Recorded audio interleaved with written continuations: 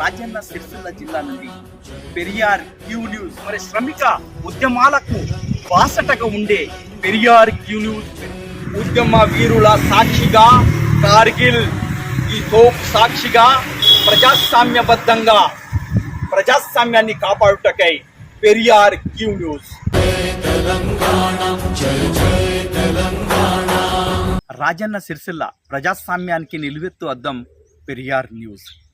Periyar news ఆలోచన విధానమే పేదల పక్షపాతిగా. వాస్తవానికి రాజన్న సిరిసిల్ల జిల్లా గమ్మరేపేట్ మండల్ నర్మాల ఈ ప్రాంతంలో గతంలో కాంగ్రెస్ ప్రభుత్వంలో ఇందిరమ్మ ఆ కాలంలో వీరికి పేదలకు ఈ ప్రాంతంలో ఉన్న బీసీలకు ఎస్సీలకు భూములు ఇచ్చారు. ఆ భూములు ఇచ్చిన భూములకు వాళ్ళకు లావణి పట్టా ఉన్నది.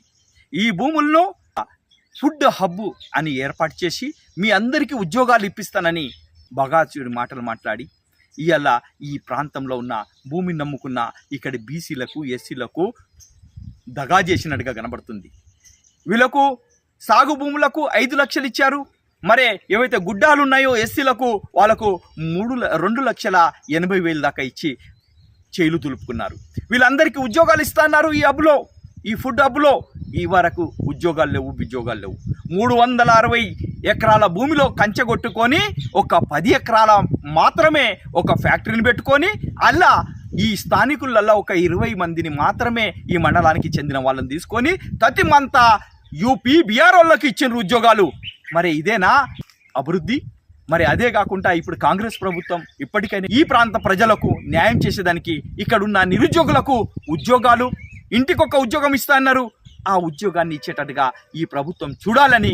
జై భీమ్, జై పెరియార్.